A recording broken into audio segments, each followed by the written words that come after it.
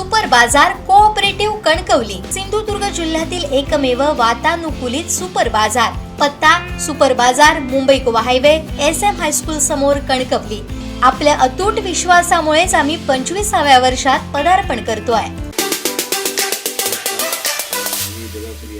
सावंतवाडी उपजिल्हा रुग्णालय रुग्ण कल्याण नियामक समिती सदस्य आमदार प्रतिनिधी।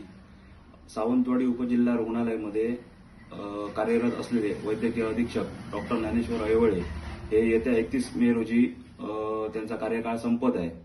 तर सध्या सावंतवाडी उपजिल्हा रुग्णालयामध्ये भेडसावत असलेल्या समस्या व असलेली रिक्त पदं जी भरली गेलेली नाहीत, तर या अनुषंगाने या अगोदर जे आपले वैद्यकीय अधीक्षक कोविड काळामध्ये डॉक्टर उत्तम पाटील सर होते, त्याचप्रमाणे त्यानंतर डॉक्टर दुर्बाटकर सर होते, यांना जसा कार्यकाळ 2 वर्ष मुदत वाढवून दिली, त्याचप्रमाणे डॉक्टर ज्ञानेश्वर ऐवळे हे जवळपास 1996 सालापासून आपल्या शासकीय वैद्यकीय सेवेमध्ये रुजू झाले आहेत।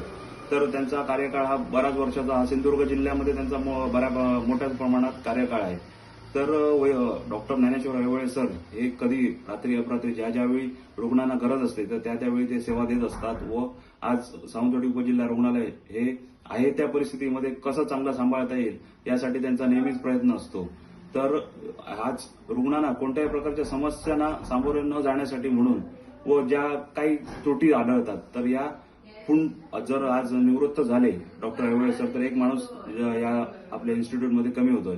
तर या अनुषंगाने शासनाने जर त्यांना 2 वर्षाची मुदतवाढ जर वाढवून दिली तर आम्ही आज आमच्या युवा रक्तदाता संघटनेच्या माध्यमातून तसेच आमचे स्थानिक आमदार दीपकभाई केसरकर यांच्या माध्यमातून आज आरोग्यमंत्री यांना पत्र दिलेलं आहे। आरोग्यमंत्री आबिटकर यांना आज आमदारांकडून पत्र केलेलं आहे की डॉक्टर ज्ञानेश्वर ऐवळे सर यांना 2 वर्षाची मुदतवाढ वाढवून द्यावी।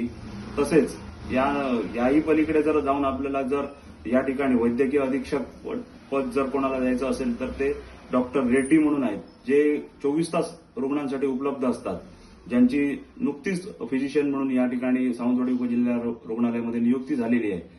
तर डॉक्टर ऐवळे सरांचा विचार करण्या अगोदर जर करायचा झाला तर डॉक्टर रेड्डी यांना या ठिकाणी वैद्यकीय अधीक्षक पद देण्यात यावे असं मी जिल्हा शल्य चिकित्सक यांना विनंती करतो। त्याचप्रमाणे जर आज डॉक्टर ऐवळे सर यांना 2 वर्षाची जर मुदतवाढ वाढवून दिली तर रुग्णांच्या सेवेमध्ये कोणत्याही प्रकारचा खंड पडणार नाहीये आणि ज्याप्रमाणे आज उपजिल्हा रुग्णालय आहे त्या परिस्थितीमध्ये चांगल्या परिस्थितीत कसं चालवावं हे डॉक्टर ऐवळे सर चालवत आहेत। तर या चांगल्या सोयीसाठी डॉक्टर ऐवळे सर यांना 2 वर्षाची मुदतवाढ वाढवून द्यावी।